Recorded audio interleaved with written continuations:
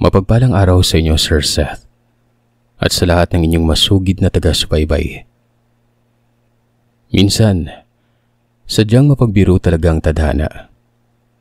Hindi natin alam kung ano ang mangyayari sa hinaharap at hindi rin natin alam na ang mga bagay na iniiwasan nating mangyari ay mismong sa atin pala magaganap. Itago niyo na lamang po ako sa pangalang Joy. At ang kwentong ibabahagi ko sa inyo ay kwento ng aking dalawang matalik na kaibigan. Ilang taon na ang nakaraan. Taong 1996 nang mangyari ang kwento na ilalahad ko sa inyo. Medyo may katagalan na, pero sa alaala ko, parang kahapon lamang ito. Sariwang-sariwa pa sa isip ang mga pangyayari. Kaming tatlo ay magkakaklase sa isang unibersidad sa Manila. Pero tubo po kaming Mindanao, kung saan kaming tatlo ay magkakababata at magkaklase mula elementarya. Lumaki kaming may pangarap sa buhay para makatulong sa aming mga magulang. Tawagin na lamang po natin silang Lance at Carol. Kami pong dalawa ni Carol ay malapit nang makapagtapos sa kursong edukasyon. Samantalang si Lance naman sa pagiging sundalo. Malapit ng semestral break ng taon yun nang mapagpasya naming tatlo na magbakasyon sa lugar nila Carol. Medyo may kalayuan po ang lugar nila kaya naman nakikipanuluyan na lamang po siya sa malayong kamag-anak.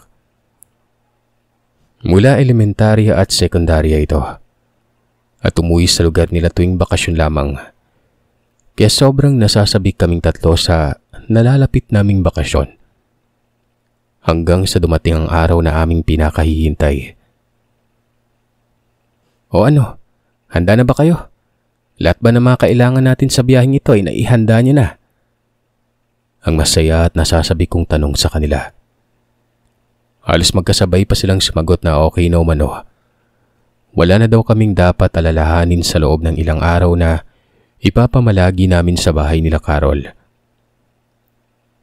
Nagambag-ambag po kami o nagkontribusyon para sa mga kailangan namin habang nagbabakasyon ng ilang araw. Siya nga pala, si Carol at Lance ay magkasintahan mula pang pagtungtong namin ng kolehiyo. Naging maayos naman ang samahan nilang dalawa. Hanggang sa kasalukuyan na nag-aaral na kami sa kolehiyo. At yun ay malapit na naming matapos. Nakahanda na kaming magbiyahe kaya naman pumili na kami kung saan bibili kami ng tiket. Pinauna na lamang namin sila at sinabi namin na siya na lamang ang pumila dahil maraming tao doon at napakahaba na ng pila. Inabot din ng kalahating oras bago nakakuha ng tiket si Lance. Mula Maynila ay bumiyahe kami sakay ng bus na magtatagal ang biyahe sa loob ng 2 araw. Umalis kami ng Maynila ng araw ng Miyerkules at sa loob ng 2 araw sa pagitan ng ilang oras ay bumababa kami para bumili ng makakain na tubig. Bumili rin kami ng mga chichirya para may mabaon kami sa biyahe at pasalubong na rin sa mga magulang ni Carol. Meron na rin namang palikuran ng bus na pwedeng gamitin habang nagbabiyahe kami noon. Sakay ng bus pauwi sa probinsya mula Maynila. Dadaan at titigil ang bus sa Candelaria at doon ay bababa ang mga pasahero para kumain. 3 pang beses titigil ang bus hanggang makarating kami sa aming paroroonan. Nakakapagod man. Hindi namin alintana ang lahat ng yon dahil alam namin na isang masayang bakasyon ang naghihintay sa amin. Dinadaan na lamang namin sa kwentuhan o hindi kaya ay pagtulog habang nakikinig sa mabining tugtog ng musika na nagmumula sa bus na yon. Maraming oras pang nagdaan na tila ba wala nang katapusan ng aming pagbiyahe. Nakatulog kami nang gulantangin kami ng boses ng konduktor ng bus. Nakatigil ng bus at nagbababaan ng ibang pasahero. Pupungas-pungas pa ako dahil galing sa tulog. Ipinikit ko muli ang aking mga mata na medyo mahabdi pa dahil sa hindi tuloy-tuloy na pagtulog nun. Ilang segundo lamang, muli kong itinilat ang aking mga mata, kasabay ng pagtapik kay Carol. Gising na si Lance at naghahanda na ng kanyang bag at iba pa niyang daladala. Bumaba na rin kami at sa wakas ay naipagpasalamat na lamang namin na nakarating na kami ng ligtas sa aming pupuntahan. Tuluyan na nga naming narating ang Surigao City. Mula Surigao ay muli kaming sumakay ng ferry papunta sa aming destinasyon. Ilang oras din ang aming nilakbay hanggang makarating kami sa lugar kung saan isa pang ferry ang sasakyan para sa huling destinasyon namin. At mula doon ay maglalakad naman kami papunta sa lugar nila Carol. Sobrang nakakapagod pero ganun talaga, para may konting pananabik. Sumakay na nga ulit kami ng ferry pero doon ay nagsimula na akong makaramdam ng hindi ko maipaliwanag na kaba. Nakarating na kami at bumaba sa ikalawang pagkakataon. Ilang oras na lamang at malapit ng dumilim. Lalo nang hindi ko na maipaliwanag ang kaba na nararamdaman ko. Habang si Lance at Carol ay masayang nag-uusap sa umpisa pa lamang ng aming pagbaba. Habang nagsisimula na kaming maglakad, napansin ko na ang lugar nila Carol ay napakalayo at para bang paakyat ng bundok. Medyo bulubundukin ang lugar kung saan nakatira sila at mga magulang niya. Malayo pa ba? Napapagod kong tanong kay Carol. Sagot naman niya, pagpasensya na lamang umano gawa ng may kalayuan pa umano ang aming lalakarin. Sa paglipas ng mga oras habang binabagtas namin ang daan papunta sa bahay nila Carol, napansin ko na medyo malayo na kami sa kapatagan at ang dinadaanan namin ay medyo madilim na dahil sa mga naglalakihang kahoy at mayayabong na dahon nito. Dahil sa layo ng nilakad namin ay inabutan na kami ng gabi at sa puntong yon, may napansin na naman ako sa paligid. Para bang kinikilabutan ako na hindi ko maintindihan. Tinanong ko sila ni Lance kung wala silang kakaibang napapansin. May napapansin ba kayong kakaiba sa paligid? Sagot naman ni Carol. Huwag na lamang ninyong pansinin. Ano man yung makita o kaya ay marinig nyo. Sabay lingon sa akin ni Lance na halatang natatakot nun. Palinga-linga na para bang may nakikita sa madilim na bahagi ng kakahuyan.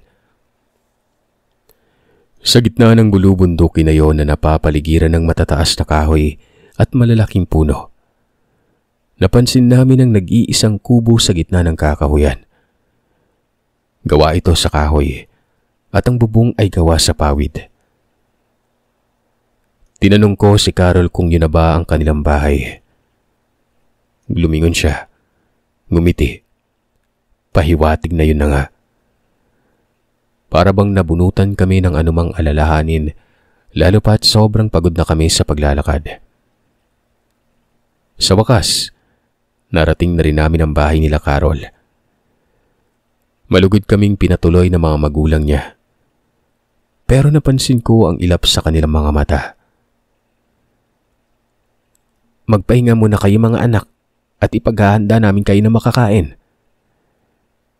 Sa puntong yon ay saka pa namin naaalala na gutom pala kami at pagod sa biyahe. Idagdag pa ang napakalayo na nilakad namin para makarating sa bahay nila. Kaya halos sabay-sabay kaming nagsabing, sige po, salamat po. Habang naghahanda sila ng kakainin namin, si Carol naman ay sinabing magpalit daw muna kami ng mga damit namin at basa na umano ng pawis noon. Susundan niya muna umano ang kanyang nanay sa may kusina at tutulungan niya na maghanda na makakain. Itinuro muna ni Carol sa amin ang kwarto kung saan kami magpapalit. Dalhin na rin umano namin ang mga gamit namin sa loob noon. Sinabihan ako ni Lance na ako na muna ang maunang magpalit at pagkatapos ay siya naman. Nakapagpalit na ako. Lumabas na ng sala at si Lance naman ang nagpalit sa kwarto. Hinanap ko si Carol pero hindi ko siya makita. Naisip ko na lamang na marahil ay abala pa rin sa kusina kasamang inanon. Nagkikwentuhan kami ni Lance nang biglang may marinig kaming boses na nag-uusap sa may bandang kusina. Ewan ko ba, Sir Seth? Pero mula sa pagpasok namin sa kakahuyan hanggang sa bahay nila Carol ay hindi na maalis ang kaba sa dibdib ko. Napansin ako ni Lance at tinanong ako na, bakit hindi ka mapakali? Sinabi ko sa kanyang nararamdaman ko mula pa sa pagdaan namin sa kakahuyan hanggang nga sa makarating kami sa bahay. Sagot naman ni Lance, may napapansin nga akong kakaiba kaya nakikiramdam din ako eh. Walang ano-ano. Lumabas bigla si Carol na kapwa ikinagulat naming dalawa. Oh, andyan ka pala. Halos panabay naming sagot ni Lance noon. Hinaya kami ni Carol sa may sala at doon ay namahinga kami ng mga 15 minuto bago lumabas ng sala papunta ng kusina. Nakita kami ng nanay ni Carol at sinabihang nakahanda na umano ang mesa. Isama na umano kami, kaming mga kaibigan ni Carol, nang makakain na kami noon at makapagpahinga. May alinlangan man, sumaman na rin kami kay Carol. Nagsimula na kaming kumain. Habang kumakain kami noon, naramdaman kong parang may nakamasid sa amin at hindi nga ako nagkamali. Mula sa hindi kalayuan ay nakita kong nakatingin ang nanay ni Carol. Nagulat pa ako nang magsalita si Carol at sabihin na huwag na lamang umanong pansinin ng kanyang ina. Nagpatuloy kami sa pagkain hanggang matapos kami noon. Lumabas ang nanay ni Carol at nagsabing doon na lamang daw kami sa sala. Habang nagkikwentuhan kaming tatlo, napalingon na naman ako sa may bandang kusina. Doon ay nakita kong muling nakatingin ang nanay nito. Napalingon si Lance at sinundan niya rin ang tingin ng direksyon kung saan ako nakatingin. 11:00 na ng gabi. Gising pa rin kaming tatlo. Napagkwentuhan namin ang haba at layo ng biyahe mula Maynila hanggang Mindanao. 12:00 ng gabi na magsimula na kaming maghikab at nakapagdesisyon na magpahinga na. Nilatagan ni Carol ng banig si Lance bandang pintuan ng kwarto. At kami naman ni Carol ay magkatabi sa papag na higaan. Medyo lumalalim na ang tulog ko nang maalimpungatan ako at napaupo sa papag dahil sa ingay na nagmula sa may bintana sa kabilang kwarto. Kasabay ang boses na nakakapangilabot at pagaspas ng sa tingin ko ay malalaking pakpak ng ipon. Napatingin ako kay Lance na nakatingin pala sa akin, hawak-hawak ang kanyang baril. Halata ang pagkalito at takot nito. Narinig pa namin ang mga boses sa labas na sa palagay ko ay kakaibang nilalang yon. Sabi ng isa, tamang-tama, may pagkain na naman tayo.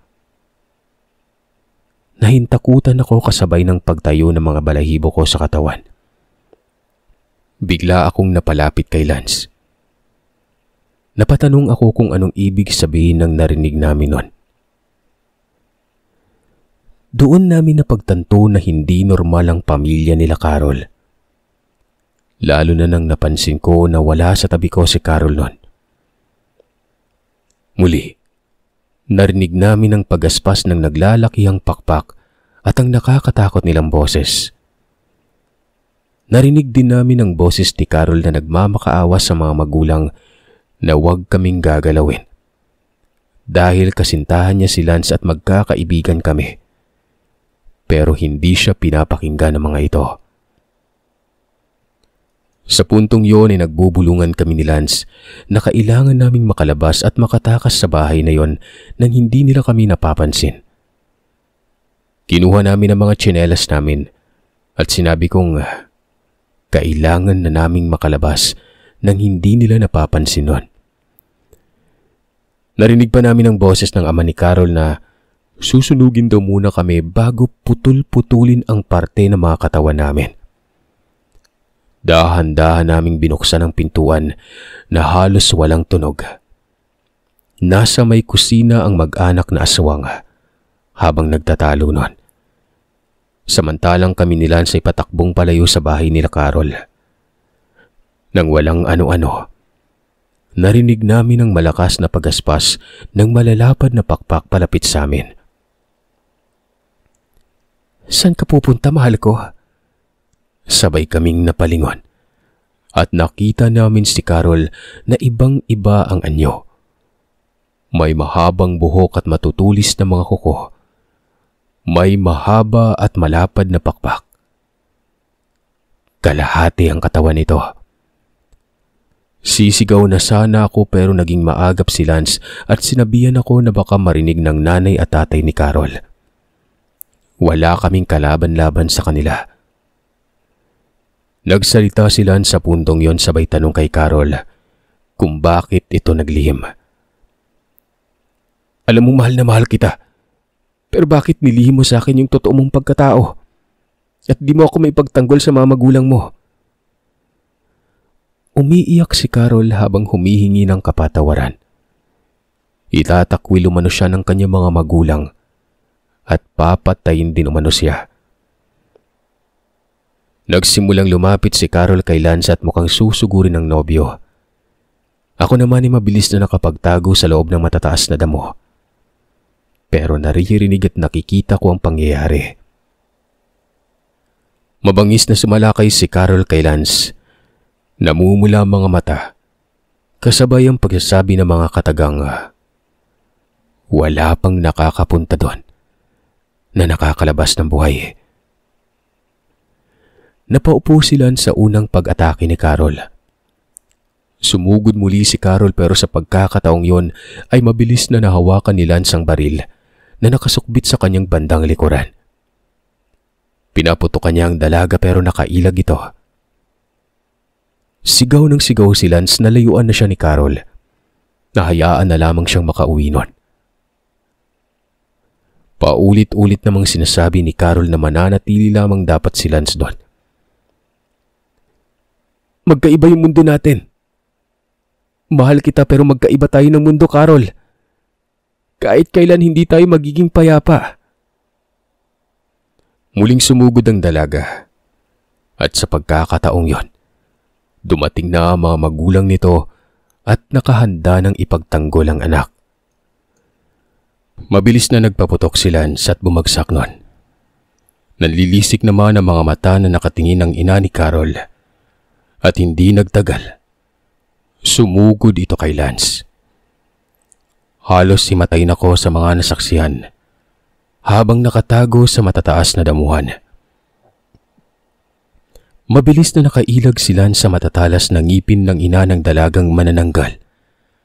At kahit nahihintakutan ay nagawa pa rin itong paputukan ng ina ng dalaga. Bumagsak ito at sa nagngangalit na boses ay biglang sumigaw si Carol habang tinatawag ang mga katagana, nanay at tatay. Natulala si Lance sa tuwaring pinagsisiyan ng mga nangyari. Hindi nagtagal lumingon si Carol sa nobyo at sinabing tumakbo ito. At kapag naabutan daw ng dalaga, ay papatay niya ito. Tumakbo si Lance habang ako naman ay naghahanap ng mapagtataguan. Nagpalipat-lipat ako sa malalaking puno habang nakasunod sa kanila. Biglang nagsalita si Carol sabay sabing, "Takbo mahal ko, takbo." Nagpalipat-lipat sa pagtatago si Lance sa malalaking puno na ang tanging liwanag ay ang bilog na buwan. Nabutan ni Carol si Lance kasabay ng malakas na ungol na parang isang malaking mabangis na hayop. Sa puntong yon ay nahawakang muli ni Lance ang kanyang baril. Itinutok sa dalaga. Humingi ng kapatawaran. "Patawad mahal. Ito lang ang alam kong paraan para matigil ng pagiging hayop mo. Kasabay ng pagtulo ng luha ng binata ay ang pagputok ng baril nito. Hindi napuruhan si Carol. Sa huling pagkakataon ay ipinutok muli ng binata ang baril. At nang tingnan niya ang dalaga, unti-unting nagpalit ang anyo nito. Umiiyak na humingi ng tawad kasabay ang pagsabi ng mahal na mahal niya si Lance. Binibigay niya na umano ang kalayaan dito. Umiiyak ako na lumabas sa aking pinagtataguan. Bahagya akong nilapitan si Carol na kaibigan ko. Niyakap ko siya. Humingi ng tawad. Hinawakan ko at tinaplos-aplos ang napapagod ng si Carol. Sinabi kong magpahinga na siya. Tumayo ako at hinanap si Lance at nakita ko siyang umiiyak sa hindi kalayuan. Tinawag ko siya at pinalapit sa kanyang nobya. Hinawakan niya ang kamay ng nobya nun habang taos-pusong humihingi ng kapatawaran. Ngumiti ng bahagya si Carol. Sinabihang umalis na kami. Sa huling pagkakataon ay niyakap ni Lance ang nobya na nag-aagaw buhay na. Sa tulong ng konting liwanag na tumatago sa taas ng kakahuyan, unti-unti naming narating ang daan pababa. Nakabalik kami ng Surigao. Dala-dala ang karanasan na hindi namin sukat akalaing mangyayari sa amin. Hindi man maganda at naging nakakahilakbot ang nangyari sa amin sa aming napagdaanan. Nagawa naming malampasan yon. Nagkanya-kanya na kami ng landas ni Lance matapos makapagtapos sa pag-aaral. Hangad namin pareho na magkaroon ng kapayapaan at sana'y makamit namin ang minimiting tagumpay sa mga kursong aming napagtagumpayan. Maraming araw pa at buwan ng mga taon ang lumipas. Nabalitaan ko na lamang na nadistino si Lance bilang isang sundalo sa malayong lugar, kung saan maraming rebelde ang nanggugulo sa mga mamamayan. Mahirap ang mga laban na kinaharap at nasubaybayan ko ang lahat ng yon sa mga balita. Dahil sa kanyang dedikasyon at pagmamahal sa bayan ay nagkaroon siya ng parangal. At pagkatapos ng kanyang misyon ay nagkita kami ng nagkaroon ng reunion ng aming paaralan. Muli naming binalikan ang nakakatakot na karanasan nun. Pero ngayon ay pinagtawanan na lamang namin ang lahat ng ito. Na-promote si Lance. Ako naman ay nagtuturo sa isang pang-sekundaryang paaralan at nagkaroon na rin ng sariling pamilya. Paminsan-minsan ay naaalala ko pa rin ang karanasan namin yon na itinuturing ko na lamang na isang pangyayari na ayaw ko nang muling maranasan pa.